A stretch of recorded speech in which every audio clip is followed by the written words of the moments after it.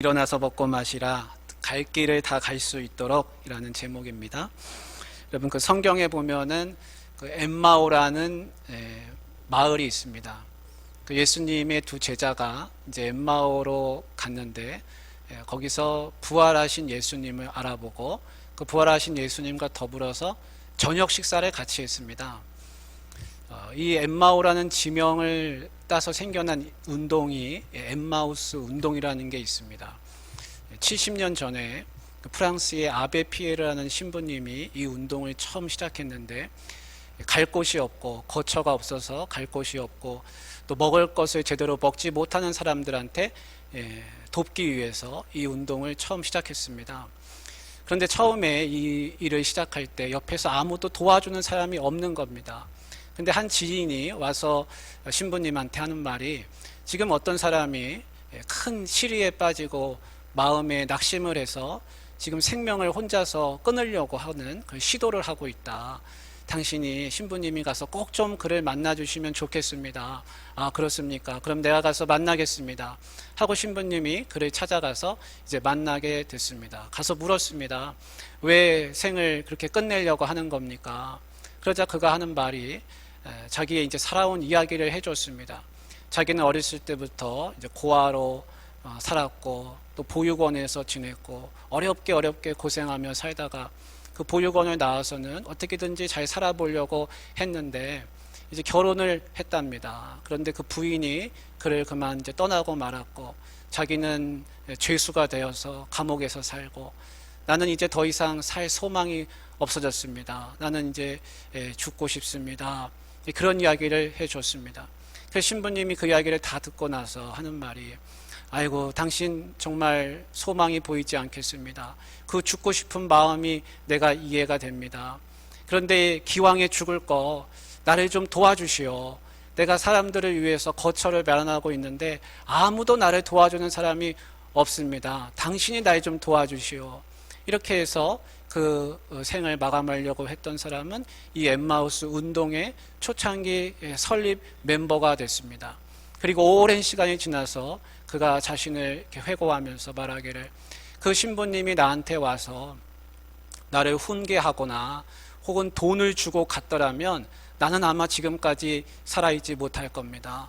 그런데 나한테 와서 도와달라고 해서 내가 그를 돕다 보니까 지금까지 이렇게 살고 있습니다. 라는 이야기를 했습니다. 여러분 사람이 살다 보면 낙심할 때가 많이 있습니다. 시리에 빠지고 소망이 보이지 않을 때가 있습니다. 아마 그런 일을 한 번쯤은 겪어보셨을 수 있습니다. 과연 그럴 때 하나님이 나한테 오셔서 무엇이라고 말씀하시겠습니까? 오늘 성경 말씀에 보면 이 시리에 빠져 있는 크게 낙심해 있는 한 사람이 나오는데 그 사람의 이름이 엘리야입니다. 여러분 엘리야 선지자 들어보셨습니까? 구약에서 많은 선지자가 나오는데 가장 능력 있는 선지자 한 사람을 꼽으라고 한다면 이 엘리야 선지자라고 할 수 있습니다. 이 엘리야 선지자는 능력이 얼마나 많은지 죽은 아이를 마음에 가슴에 품고 기도했더니 그 아이가 살아날 정도였습니다. 이 엘리야 선지자가 활동할 때가 아합 왕 시절입니다. 이 엘리야는 북왕국의 선지자였는데 그 아합 왕이 이 북왕국 이스라엘의 왕이었습니다. 근데 이 아합 왕이 이 시돈이라고 하는 그런 이스라엘 북쪽에 보면 그런 땅이 있는데 이 시돈 왕이 엣바알이라고 하는 왕입니다. 그래서 아합 왕이 동맹을 맺기를 이 시돈 왕 엣바알하고 같이 협력을 해서 동맹을 맺었습니다. 손을 잡았습니다. 근데 이 엣바알이라고 하는 이름이 특이하죠. 이 엣이라고 하는 뜻이 함께라는 뜻이 있습니다. 그래서 바알은 바알 신입니다. 우상입니다. 그래서 엣바알은 그 이름 자체가 바알 신과 함께하는 사람이라 이런 뜻을 가지고 있습니다. 그러니까 그는 얼마나 바알 신을 열심으로 섬기는 사람이겠습니까? 그 역사가 요세푸스가 기록하기를 뭐라고 했냐면 이 엣바알은 본래는 바알 제단을 섬기는 제사장이었는데 이 기존에 있던 시돈 왕을 살해하고 그가 스스로 왕이 된 사람이라 이렇게 역사에 기록되고 있습니다. 근데 이 엣바알의 딸이 누구냐면 이세벨입니다. 이세벨이 시돈의 공주인데 아합 왕이 엣바라고 손을 잡고 나서 이 이세벨을 자기의 부인으로 삼았습니다. 그러니까 이세벨은 이스라엘의 왕비가 됐습니다. 그리고 이세벨은 자기 아버지 엣바를 따라서 이 바알신을 섬기는데 이스라엘에 와서는 온통 이스라엘에다가 전 지역에다가 바알신을 섬기는 그런 제단을 쌓게 됩니다. 그리고 그 제단을 지키는 바알 제사장이 필요하지 않겠습니까? 그래서 필요한 그 제단 제사장을 바알 제사장을 거기다 다 세워놨습니다. 그래서 온통 이스라엘 천지가 다 바알신을 섬기는 사람들로 가득 차게 되고 바알 제사장들이 많이 생겨났습니다. 이거를 막을 수 있는 사람은 누구냐? 한 사람 엘리야 선지자밖에 없는 겁니다. 그래서 엘리야 선지자가 갈멜산에 올라가서 이 아합 왕의 편에 서 있는 그 바알 제사장 850명과 싸웁니다. 그래서 영적 싸움을 해서 큰 승리를 거뒀습니다. 대승을 했습니다. 근데 기쁨도 잠시고 이 이세벨이 그 사실을 알고 나서는 내일 이맘때쯤 되면은 내가 너를 반드시 잡아서 죽이고야 말겠다. 엘리야에게 그렇게 사신을 보내서 선포를 했습니다. 그래서 엘리야 선지자는 기쁨도 잠시고 이제는 도망다니는 쫓겨가는 그런 신세가 됐습니다. 그래서 계속해서 도망가다 보니까 북쪽에서 남쪽으로 피하다가 이제 부엘세바라고 하는 곳까지 오게 됐습니다. 여러분 이스라엘 지도를 펴놓고 가장 아래에 있는 성읍이 마지막 성읍이 남쪽에 있는 것이 부엘세바입니다. 왜 마지막 성읍인가? 그 부엘세바 밑으로는 너무 뜨겁고 물이 없기 때문에 사람이 살 수가 없습니다. 근데 엘리야 선지자가 이제 도망가다가 더 이상 갈 곳이 없으니까 거기까지 오게 된 겁니다.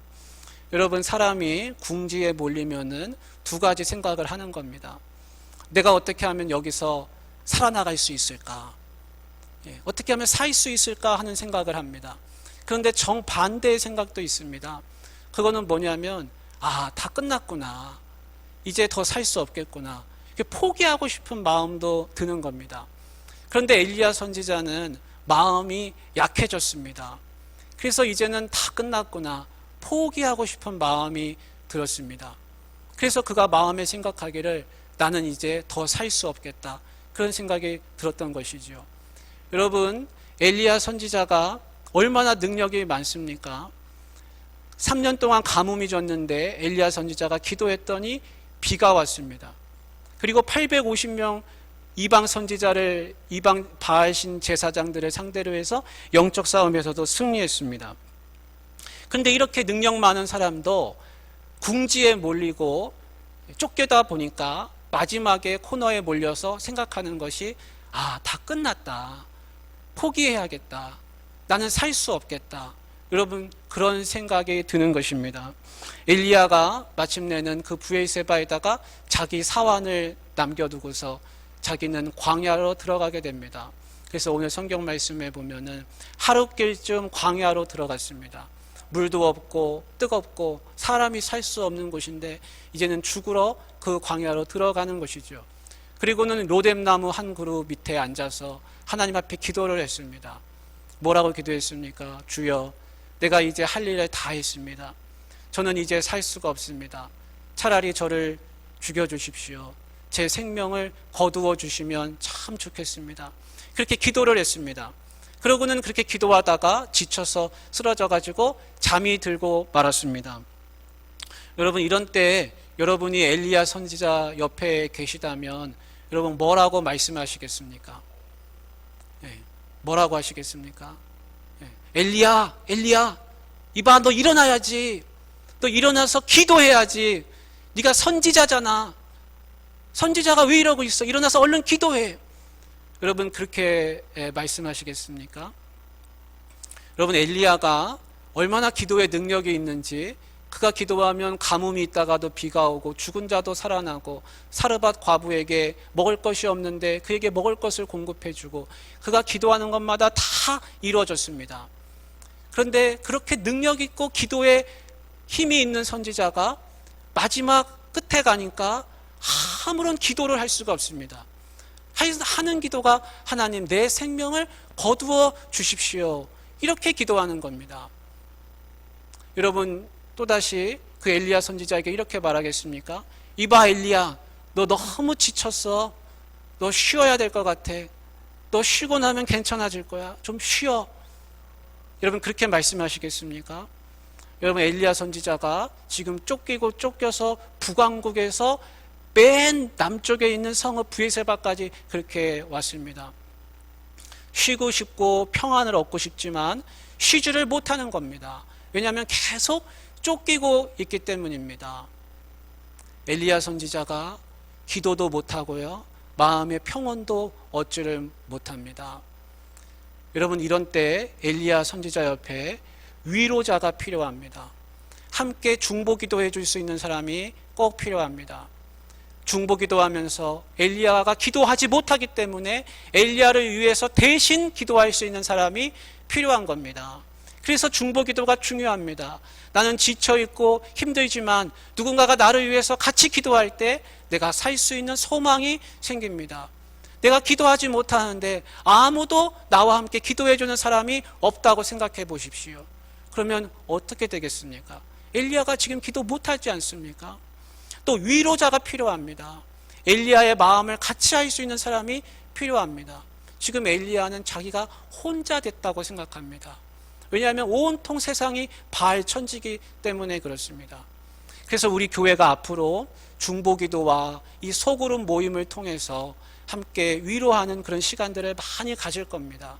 소그룹을 하면서 같이 기도 제목도 나누고 중보기도 하고 그리고 같이 위로하는, 격려하는 그런 시간들을 많이 가질 텐데 우리 성도님들 많이 참여해 주시기를 바랍니다.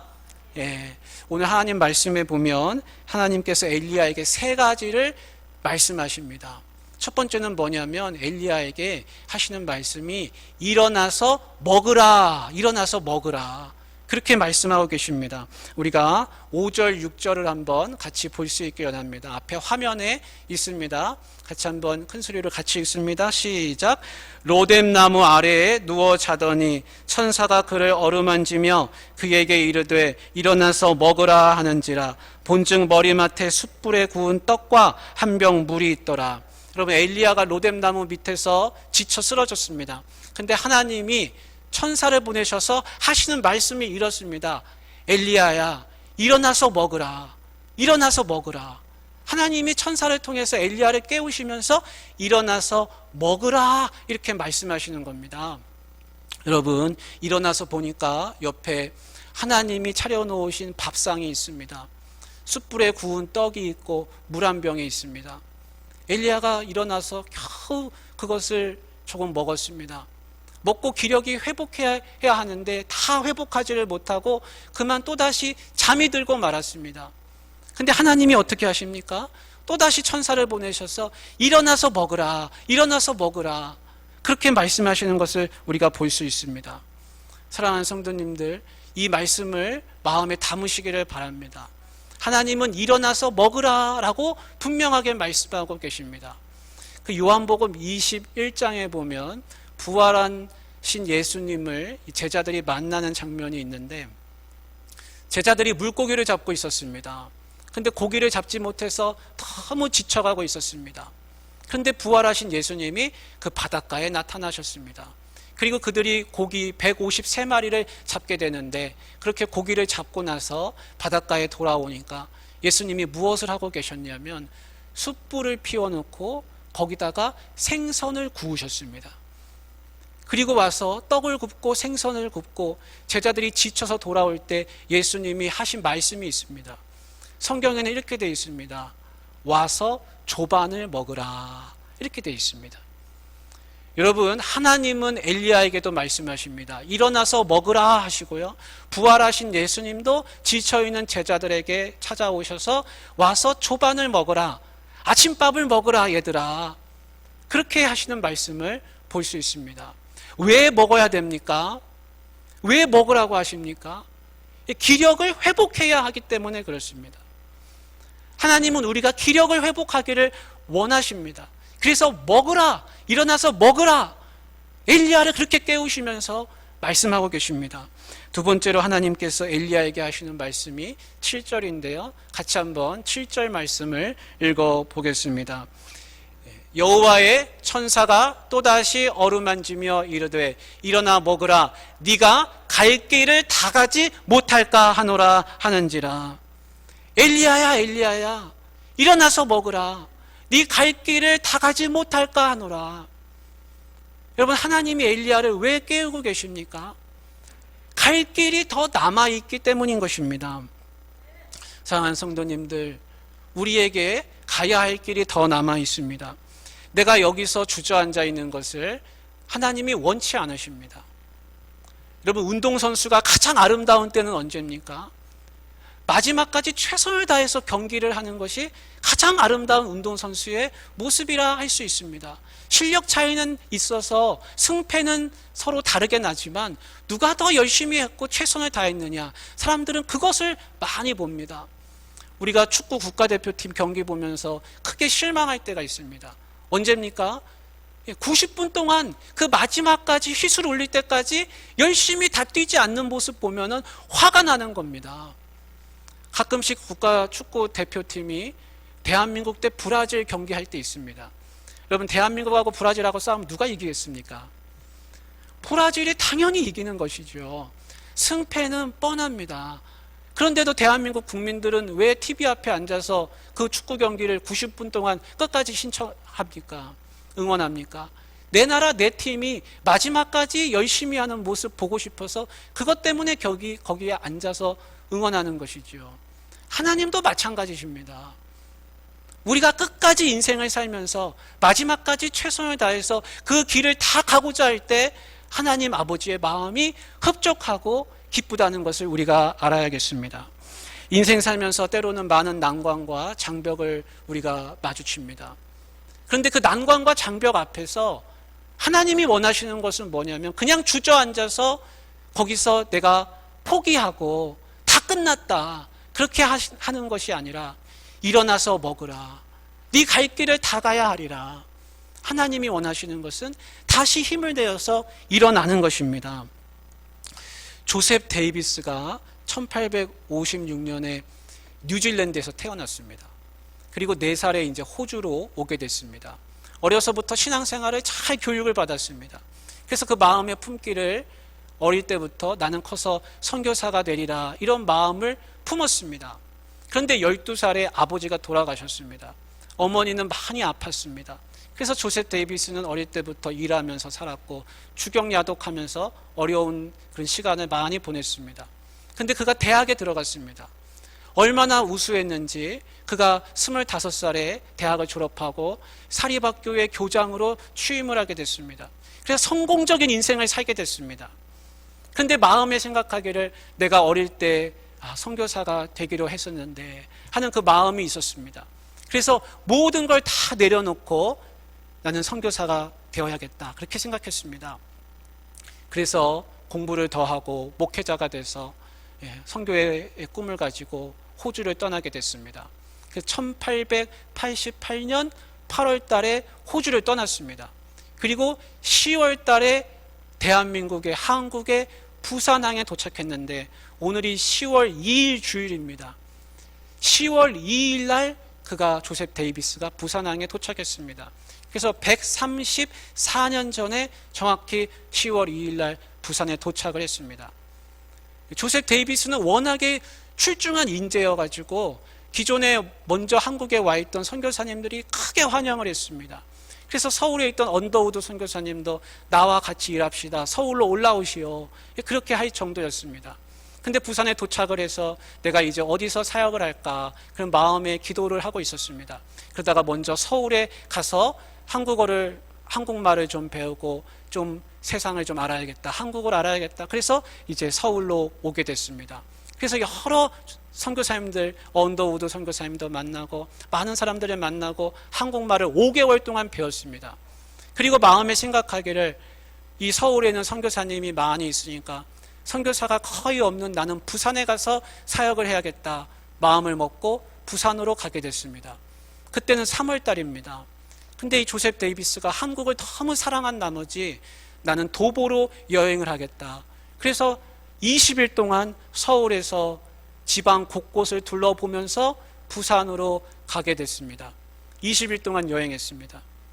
그런데 부산에 도착할 때쯤에는 5일 동안 아무것도 먹지 못한 채로 도착을 했습니다. 천연두에 걸렸던 겁니다. 그래서 부산에 도착하자마자 캐나다의 게일 선교사가 소식을 듣고 가서 보니까 많이 아파서 누워있는 겁니다. 일본인 의사를 불러가지고 치료를 하려고 했는데 이미 늦고 말았습니다. 그래서 부산에 도착한 지 그 다음 날 4월 5일 날 그가 세상을 떠나게 됐습니다. 한국에 온 지 딱 183일 만에 눈을 감았습니다. 왜 그렇게 영성 있고 실력 있고 하나님의 소명을 받고 출중한 사람인데 왜 그렇게 세상을 일찍 떠났을까? 너무나 안타까운 죽음이었습니다. 그래서 어떤 분들은 아마 생각하실 겁니다. 아, 조셉 데이비스는 마음은 뜻은 좋았지만 그가 몸이 병약하고 아파서 결국에는 제 갈 길을 다 가지 못하고 말았구나. 그렇게 생각하는 분이 있으실 겁니다. 그런데 조셉 데이비스의 이야기는 그가 죽은 다음부터 시작이 됩니다. 호주에 이 사실이 알려졌습니다. 그래서 호주 사람들이 생각하기를 왜 호주에 그렇게 젊은 인재가 열악하고 가난하고 힘든 곳에 가서 죽었는지, 그 나라가 어떤 나라인가 아무도 한국에 대해서 알지 못하는데 한국이라는 나라가 있구나. 그래서 많은 교회들이 한국을 위해서 모금 활동을 하게 됩니다. 그리고 호주 장로교회의 가장 큰 선교 지역이 한국이 됐습니다. 그래서 조셉 데이비스가 죽은 이후로 50년 동안 70여 명의 호주 장로교회 선교사님들이 한국에 와서 활동을 하게 됩니다. 여러분, 내 갈 길이 어디까지인지는 나도 알지 못합니다. 아무도 모릅니다. 하나님만이 아시는 겁니다. 그러니까 내 갈 길을 내가 다 가기 위해서 최선을 다하고 열심을 다하는 것이 중요하지 중간에 포기하는 것은 안 됩니다. 내가 열심을 내 갈 길을 다 가다 보면 설령 내가 그 길을 다 가지 못한다고 할지라도 하나님은 하나님의 뜻대로 그 일을 성취하시는 것입니다. 그러니까 절대로 마지막까지 포기해서는 안 됩니다. 그리고 오늘 하나님이 세 번째로 엘리야에게 하시는 말씀이 있는데 우리가 읽은 말씀 그 뒤에 나옵니다. 같이 한번 18절 말씀을 한번 화면을 보면서 같이 읽겠습니다. 시작. 그러나 내가 이스라엘 가운데에 7,000명을 남기리니 다 바알에게 무릎을 꿇지 아니하고 다 바알에게 입 맞추지 아니한 자니라. 여러분, 엘리야가요 자기는 혼자인 줄 알았습니다. 근데 하나님이 그러십니다. 7,000명이나 남아있다. 바알에게 무릎 꿇지 않고 입 맞추지 않은 7,000명이나 되는 사람이 아직 남아서 있단다. 엘리야야, 네가 혼자가 아니다. 그러니 일어나서 먹고 마시라. 그리고 회복해라. 네 갈 길을 다 가야 하리라. 그렇게 하신 말씀입니다. 사랑하는 우리 성도님들, 우리 교회도요 갈 길이 더 남아 있습니다. 많이 있습니다. 40주년이 남아 있고요, 앞으로 50년 남아 있고, 그리고 100주년도 가야 하는 길입니다. 그래서 하나님은 우리 옥포중앙교회 성도들에게 지금 말씀하고 계십니다. 일어나서 먹고 마시라. 그리고 기력을 회복해라. 네 갈 길을 다 가야 하리라. 네가 갈 길이 너희들이 남아있단다. 그리고 너희들은 혼자가 아니다. 왜 혼자가 아닙니까? 같이 기도하는 성도들이 있습니다. 같이 함께하는 믿음 생활하는 우리 신앙 공동체 옥포중앙교회가 있습니다. 그래서 우리는 혼자가 아닌 것입니다. 하나님이 원하시는 것은 우리 교회가 갈 길을 계속 가는 겁니다. 결코 포기해서는 안 됩니다. 그래서 하나님께서 말씀하십니다. 옥포중앙교회 성도들이여, 일어나서 영의 양식을 먹으라. 그리고 갈 길을 다 가야 하리라. 여러분, 이 말씀을 마음에 담으시고 영의 양식을 드시고 일어나실 수 있기를 주님의 이름으로 축복합니다. 네, 기도하겠습니다. 하나님 아버지, 엘리야에게 하신 일어나서 먹으라, 네 갈 길을 다 가지 못할까 하노라 하신 그 말씀이 우리 귀에 들리기를 원합니다. 우리 성도님들과 우리 교회가 일어나서 주님의 양식을 먹으며 주어진 길을 묵묵히 갈 수 있도록 힘을 더하여 주시며 도와주시옵소서. 예수님의 이름으로 기도 올리옵나이다. 아멘.